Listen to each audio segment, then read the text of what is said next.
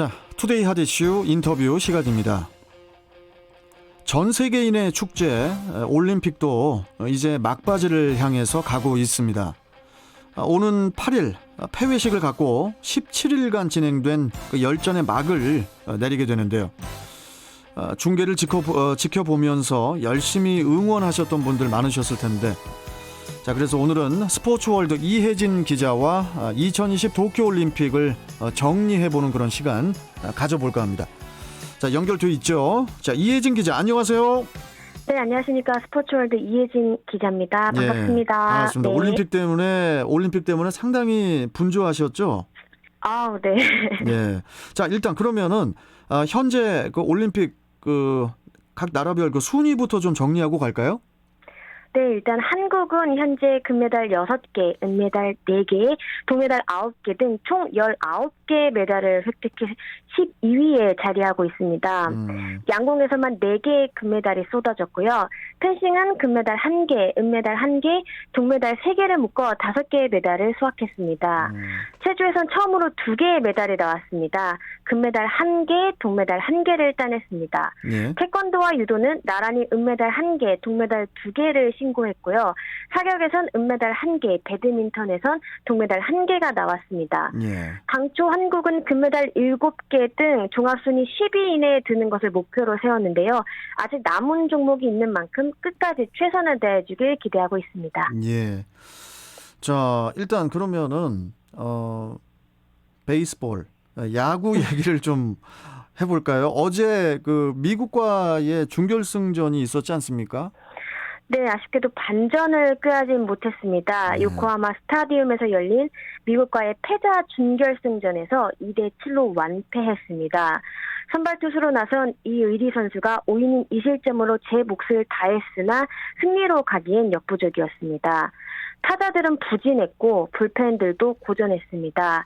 특히 6회 말이 아쉬웠는데요. 안타 4개와 볼넷 2개를 허용하며 5점을 헌납, 사실상 승기를 빼앗겼습니다. 네. 전날 일본에게 2대5로 패한 한국은 이로써 결승전 진출에 실패했습니다. 2회 연속 노렸던 챔피언 자리도 이루지 못하게 됐습니다.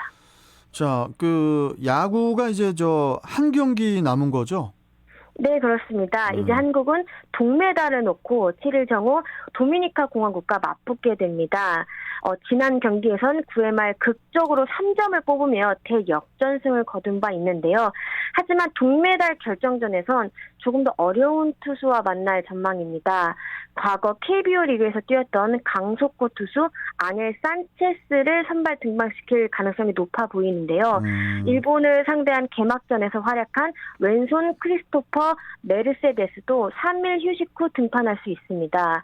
아무래도 강속구에 대한 대처를 하지 못하면 또다시 어려운 경기를 할 수도 있는데요. 마지막 경기인 만큼 모든 전력을 쏟아붓고 오기를 바랄 뿐입니다. 예. 자, 그리고 이제 이번 대회에서는 구기 종목들이 그 기대만큼의 성적을 올리지 못한 것 같던데 좀 어떻습니까? 조금은 아쉬운 결과를 내고 있습니다. 김학범 감독이 이끄는 남자 축구 대표팀은 최종 성적 5위로 도쿄올림픽을 마쳤습니다. 예. 조별리그 3경기에서 2승 1패, 조 1위로 8강에 올랐지만 멕시코를 넘어서지 못했습니다. 3대6으로 패하면서 준결승 진출에 실패했습니다. 비록 4강에 실패했지만 5위라는 성적은 2016년 리우올림픽 때와 마찬가지로 역대 두 번째로 좋은 성적입니다. 예. 한국 축구의 올림픽 역대 최고 성적은 2012년 런던 올림픽 때 이룬 동메달입니다. 예. 여자 핸드볼도 8강에서 걸음을 멈췄습니다. 준준 결승에서 강호 스웨덴을 만났는데요. 30대 39로 패했습니다. 예. 2012년 런던 올림픽 4위 이후 9년 만에 4강에 도전했지만 세계의 벽은 높았습니다. 전주원 감독이 이끄는 여자 농구 대표팀도 조금 일찍 올림픽 여정을 마무리했는데요. 13년 만에 밝은 올림픽 무대였지만 스페인, 캐나다, 세르비아에게 내리 패하면서 A조 최하위를 기록했습니다. 객관적으로는 서양 선수들과 비교했을 때 힘과 스피드, 신장, 기술 등 모든 면에서 열세였지만 그래도 부지런히 움직이며 대등한 경기력을 보여줬다는 평가입니다. 특히 박지수 선수의 경우 조별리그에서 리바운드와 블록슛 부문 1위로 올리는 등 다음 대회를 기대하게 했습니다. 그렇군요.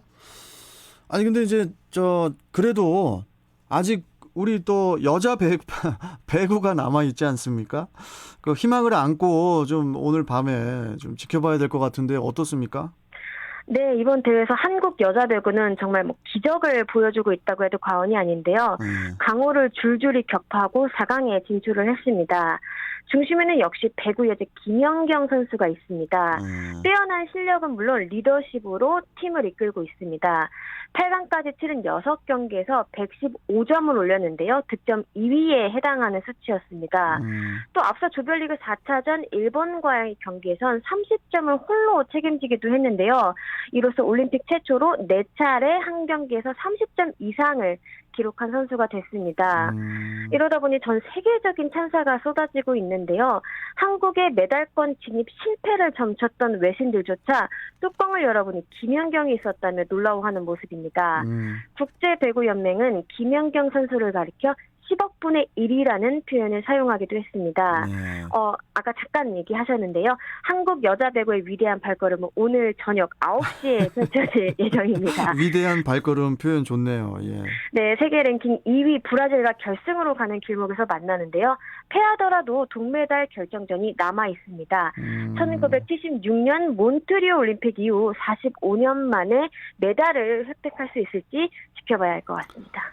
뚜껑을 열어보니까 김연경이 있었다 이런 표현을 해주셨지만은 오늘 또 이제 브라질이 좀 뚜껑이 열렸으면 좋겠네요. 예. 네. 자, 그리고 또 우리 또 한국이 자랑하는 양궁 얘기를 좀 해볼게요. 이번 대회에도 대단했죠. 그렇습니다. 이번 대회에 걸려있는 5개의 금메달 가운데 한국 양궁 대표팀은 4개를 독식했습니다. 혼성전과 남녀 단체전 그리고 여자 개인전에서 정상에 올랐습니다. 여자 안산 선수는 역대 최초로 올림픽 3관왕에 오르는 기염을 토하기도 했습니다. 한국 양궁은 2016년 리우 올림픽 당시에 4개의 금메달을 싹쓸이한 기억이 있는데요.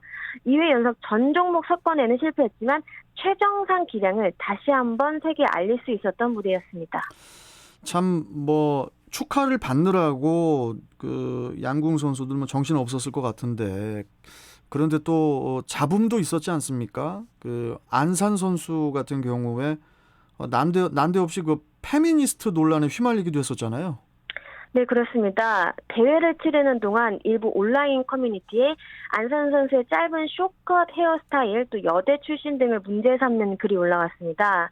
이들은 안산 선수가 과거 SNS 등에서 사용한 표현 등이 문제가 됐다고 지적을 하기도 했는데요. 정치권에서도 화두가 될 만큼 논란이 커졌습니다. 복수의 외신들도 앞다투어 주목을 했는데요. 로이터 통신 같은 경우에는 온라인 학대를 당하고 있다 이렇게 표현을 하기도 했습니다. 네. 팬들은 이에 맞서 안산 지킴이 릴레이 운동을 펼치기도 했습니다. 안산 선수는 이러한 논란 속에서도 개인전에 나서 금빛 화살을 쏘았는데요. 예. 김재덕 선수 등과 함께 귀국하자마자 방송과의 뜨거운 러브콜을 받고 있습니다. 11일 프로야구 기아 홈경기에선 시구자로도 나설 계획이라고 하네요. 우리 이혜진 기자께서도 안산 선수 한번 만나지 않을까요? 고대하고 있습니다. 예. 근데 이제 양궁 얘기가 나와서 말인데 우리 한국 외에도 그 특정 종목에서 이렇게 또 압도적인 기량을 펼쳐온 그런 그 국가들이 또 있지 않습니까? 예, 좀 간략하게 좀 소개 좀 해주세요. 네, 개최국 일본은 유도 종주국다운 면모를 이어가고 있습니다. 역대 올림픽 유도 종목에서 가장 많은 메달을 획득해온 국가이기도 한데요. 이번 대회에서 마찬가지였습니다. 15개의 세부 종목 중 12개 종목에서 메달을 얻었습니다. 금메달 9개, 은메달 2개, 동메달 1개를 목에 걸었습니다. 예. 중국은 탁구 최강국이죠. 정식 종목이 된 1988년 서울올림픽에서부터 지난 리우올림픽까지 32개의 금메달 중 28개를 따냈습니다. 이번 대회에서도 올림픽 4연속 4관왕을 노리고 있습니다. 남녀 단식의 경우 결승전에 진출한 선수 모두가 중국 선수이기도 했습니다. 예. 자메이카는 육상 단거리에서 엄청난 두각을 나타내고 있는데요. 그렇죠. 이번 대회에선 여자 우사인 볼트다 이렇게 불리는 일레인 톰프슨 헤라 선수의 대관식이 거행됐습니다. 리우올림픽에 이어 이번에도 100m, 200m를 석권했는데요. 2개 올림픽 연속 정상에 오르는 전무후무한 기록이었다고 합니다. 예. 우리나라 그 태권도도 좀 우리의 그 효자 종목이었는데 너무 그 상향 평준화가 돼가지고 참 조금 아쉬워요. 예. 그렇습니다. 자, 그리고 펜싱 있지 않습니까? 펜싱. 이 펜싱이 이제 또 한국이 이번 대회에서 최다 메달을 수확한 그런 효자 종목이 됐어요. 네, 그렇습니다. 한국 펜싱은 이번 대회에서 총 5개의 메달을 획득했습니다. 예. 금메달 1개, 은메달 있었고요. 초반 분위기는 살짝 다운돼 있었던 게 사실이었거든요. 초반에는 네네. 개인전에서 김정환 선수를 제외하고 연달아 고배를 마셨기 때문인데요. 뭉치면 강해진다. 단체전은 달랐습니다. 출전한 4개 종목 단체전에서 모두 메달을 따냈습니다. 남자 사부르는 2회 연속 단체전 금메달을 땄고요. 예. 여자 에페 단체전에선 은메달을 수확했습니다. 남자 에페와 여자 사부르도 처음으로 단체전 동메달을 목에 걸었습니다. 진짜 펜싱이 거의 우리 대한민국이 최고 강대국이 됐어요. 예. 그렇습니다. 자, 그리고 체조 이야기를 또 해야죠. 체조도 새로운 역사를 또 썼죠. 체조. 네, 이번 올림픽에서 금메달 1개, 동메달 1개 등 2개의 메달을 추가했습니다. 네. 지난 1일 여서정 선수가 동메달을 목에 건 데 이어 다음 날인 2일에는 신재환 선수가 금메달을 따냈습니다. 역대 최고 성적입니다. 한국 체조 최초로 올림픽 남녀 동반 메달이라는 이정표까지 세웠습니다. 여서정 선수의 동메달은 한국 여자 기계체조 사상 최초의 올림픽 메달이었는데요. 예.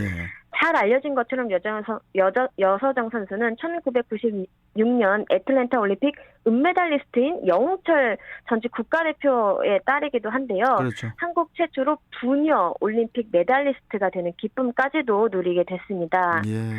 신재환 선수는 2012년 런던 올림픽에 출전한 양학수 선수 이후 9년 만에 남자 기계체조 금메달을 추가했습니다. 도마 결선에서 1, 2차 시기 평균 14.783의 점수를 획득했는데요. 당시 러시아 올림픽 선수단의 데니스 아블야진 선수와 동점을 이뤘지만 1, 2차 시기 가운데 높은 점수를 판가름하는 대회 규정에 따라 신재환 선수가 더 높은 순위를 차지하게 됐습니다. 예. 자, 그리고 이제 이번 대회에서는 이른바 이제 그 G라고도 부르죠. Z세대라고 불리는 그 젊은 선수들의 활약이 또 돋보였던 것 같은데 어떤 선수들이 눈길을 끌었나요? 네, 이른바 G세대라고 불리는 이번 세대는요. 1995년부터 2004년까지 출생자를 뜻합니다. 올림픽이라는 무대에서도 거침없이 질주하면서 축제를 온전히 즐기는 모습이었는데요. 예. 만 17세의 양궁 김재덕 선수는 이번 대회 2관왕에 올랐습니다. 역대 한국 올림픽 최연소 남자 금메달리스트가 됐는데요. 네. 끊임없이 파이팅을 크게 외치는 모습으로 눈길을 끌었습니다. 탁구 신유빈 선수는 어린 시절부터 여러 예능 프로그램에 출전하며 신동으로 주목받았는데요. 이번에 만 17세의 나이로 올림픽 무대를 밟았습니다. 비록 메달을 따내진 못했지만 58세 백전노장인 중국계 루셈부르크의 니사 아리안의 선수를 접전 끝에 누르는 등 당당한 모습을 보여줬습니다. 예. 여자 사격의 김민정 선수는 25m 권총에서 연장 슈도프까지 가는 접전 끝에 값진 은메달을 따냈습니다. 여자 사격이 메달을 따낸 건 2012년 런던 올림픽 김장미 선수의 금메달 이후 9년 만입니다. 예. 이후 인터뷰에서 슈도프 들어갈 때 저 살짝 웃었습니다. 재밌었습니다. 이렇게 남다른 감력을 과시하기도 했습니다. 예. 참 마인드가 참 대단합니다. 그리고 세계 최정상급 그 선수와의 경쟁에서도 이제 그 전혀 주눅이 들지 않는 그런 모습들도 이제 인상적이었는데 한국 신기록도 대거 작성이 됐죠, 이번에? 네, 수영의 황선우 선수가 대표적입니다. 남자 자유형 200m 예선에서 1분 44초 6위를 기록하며 한국 신기록을 세운 것이 시작이었습니다. 당시 박태환 선수가 2010년 광저우 아시안게임에서 금메달을 딸 때 작성한 1분 44초 80을 약 11년 만에 0.18초 줄였습니다. 예. 끝이 아닙니다. 자유형 100m 예선에선 47초 97로 또 한 번 한국 신기록을 작성했는데요. 심지어 준결승에선 47초 67로 더 당겼습니다. 네. 아시안 신기록이 탄생되는 순간이었습니다. 수영 이주호 선수의 활약도 눈부셨는데요. 남자 배영 200m 예선에서 1분 56초 77로 터치패드를 찍었습니다. 지난해 11월 경영 국가대표 선발 대회에서 자신이 기록했던 종전 한국 기록인 1분 57초 06을 약 8개월 만에 0.29초 앞당겼습니다. 네. 육산 우상혁 선수는 도쿄 하늘을 날아올랐습니다. 한국 선수로는 1996년 애틀랜타 올림픽 이후 25년 만에 올림픽 결선에 올라 신기록까지 작성을 했습니다. 예. 남자 높이뛰기 결선에서 2m 35를 1차 시기에 성공을 했는데요. 1997년 전국 종별 선수권 대회에서 이준택 선수가 작성한 2m 34를 넘어섰습니다.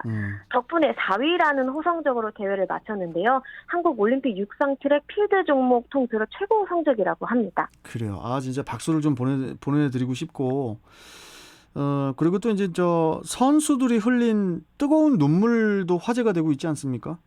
네, 정말 많은데 몇 가지만 소개를 드려볼까 합니다. 예. 배드민턴 여자 복식 김소영, 공희영, 이소희, 신승찬 선수는 이번 대회에서 집안 싸움을 벌여야 했습니다. 네. 애석하게도 동메달 결정전에서 만났는데요. 경기 결과 김소영, 공희영 조가 세트스코어 2대 0으로 승리했지만 다소 복잡한 감정이 교차를 하는 듯 했습니다. 먼저 누굴 알 것 없이 코트 위에 있는 모든 선수가 눈물을 쏟아냈습니다. 네. 그건 얼마나 서로가 노력했는지 잘 알고 있기 때문이었는데요. 그렇죠. 서로에게 미안하다고 전하면서 진한 동료애를 보여줬습니다. 한국과 치열한 8강전을 펼쳤던 여자 배구 터키 선수들의 눈물도 회자가 됐는데요. 네. 5세트까지 가는 접전 끝에 한국이 세트스코어 3대 2로 승리를 했습니다. 경기를 마친 뒤 터키 선수들은 주저앉아 붉은 눈물을 흘렸는데요. 알고 보니 경기 결과 때문만은 아니었습니다. 터키 남부를 뒤덮은 대규모 산불이 계속해서 이어지고 있는 상황에서 국민들에게 희망을 선사하지 못했다는 그런 자책도 있었습니다. 네. 이를 전해들은 한국 네티즌은 산불 현장에 묘목을 기부하는 선행을 펼치고 있는데요. 그 가운데서 김연경 또는 팀코리아의 이름으로 후원하는 움직임도 있어 관심이 쏠렸습니다. 참 원래대로라면 이제 도쿄올림픽이 지난해 2020년도에 열렸어야 했잖아요. 그런데 이제 코로나19 때문에 1년 연기가 된 건데 이 1년 연기라는 것이 이게 정말 또 그 선수들에게 미친 그 영향도 상당히 컸을 것 같은데 어떻게 보세요? 네, 그렇습니다. 정말 몸이 재산인 선수들이잖아요. 그렇죠. 당초 2020년 7월에 맞춰놓았던 컨디션 시기를 1년가량 미룬다는 것은 그리 쉬운 일이 아닙니다. 예. 설상가상 정상적인 훈련을 하지 못한 것은 물론 대회에 나가는 것도 사실 제약이 많았습니다. 레슬링이 대표적입니다. 이번 대회 류완스 김민석 선수가 출전을 했습니다. 예. 좀 다소 적은 규모였거든요. 올해 초 올림픽 쿼터 획득을 위해 국제대회에 나섰는데 현지 방역에 실패하면서 선수, 코치들이 코로나19에 집단 감염되는 일이 발생했습니다. 중요한 시기에 자가격리 기간을 거쳐야 했고 출전권도 제대로 따내지 못했습니다. 책임감의 맏형 유한수 선수는 그레코로마냥 남자 67kg급 16강전에서 패한 뒤 펑펑 눈물을 흘리기도 했습니다. 사이클 이혜진 선수도 코로나19 여파로 지난해 3월 세계 트랙 사이클 선수권 대회 이후 약 1년 5개월 정도 국제대회에 나서지 못했는데요. 작년에 세계 랭킹 1위에 올라 있던 터라 이번 올림픽에서도 많은 관심을 받았지만 실전 공백이 생기면서 경기 운영에 좀 어려움을 겪을 수밖에 없었습니다. 예. 사이클 트랙 여자 경륜 패자부활전에서 3위로 마치며 결승 진출에 실패를 했는데요. 역시 좀 눈물을 흘리는 모습이었습니다. 펜싱 오상욱 선수도 지난 3월 월드컵에 출전한 뒤 코로나 이후 양성 판정을 받았었는데요. 자가격리 기간 동안 체중이 약 7kg이나 빠져 고민이 많았다고 합니다. 그리고 이제 부상을 딛고 올림픽 무대에 선 그런 선수들도 이제 조명이 됐죠. 네, 태권도 80kg 이상급에 출전한 한국의 임교돈 선수는 2014년 혈액암의 일종인 림프종 수술을 받았습니다. 네. 전이 속도가 빠른 림프종이라 활동량이 많은 운동선수에겐 치명적이라는 평가가 대부분이었는데요. 치료에 전념을 했고 2019년 완치 판정을 받았습니다. 예. 그리고 당당히 도쿄올림픽에서 값진 동메달을 따냈습니다. 예. 한국 펜싱 여자 사부로 대표팀 주장이자 맏언니인 김지연 선수는 지난해 2월 아킬레스건이 완전히 파열되는 부상을 입었는데요. 선수 생활이 끝날 수도 있는 큰 부상이었지만 포기하지 않고 재활에 전념한 끝에 올림픽에 나설 수 있었습니다. 단체전에서 동메달을 목에 걸었습니다. 일본의 만 20세 여자 수영 스타 이케 리카코 선수는 백혈병 투병을 딛고 출전을 했습니다. 항바이러스제를 매일 복용하느라 체중이 크게 빠지기도 했지만 결국 꿈의 무대에 섰습니다. 여자 기계체조 경기에 출전한 자메이카 바누시 프랜시스 선수는 예선 경기를 이틀 앞두고 훈련 도중에 왼쪽 무릎 전방십자 인대가 파열이 됐습니다. 의사들도 경기 불참을 권했다고 하는데요. 붕대를 감은 채 2단 평행봉 연기를 펼쳤습니다. 예. 비록 통증이 심해 좀 연기를 좀 축소해서 진행할 수밖에 없었지만 모두가 박수를 보냈습니다. 참 이번 올림픽에 나선 그 전 세계의 그 참가 선수들 모두 이 코로나로 또 폭염 때문에 정말 그 100% 실력 발휘하기가 참 쉽지 않았을 것 같다라는 그런 생각이 드는데 정말 우리 대한민국 선수들 포함해서 모든 선수들 다 대단하고 정말 대견하다는 그런 생각이 듭니다. 자, 일단 오늘 말씀 여기까지 좀 듣고요. 이혜진 기자님. 다음 시간에 네. 또 뵙도록 하겠습니다. 고맙습니다. 네, 감사합니다. 네. 자, 지금까지 스포츠월드 이혜진 기자와 함께했습니다.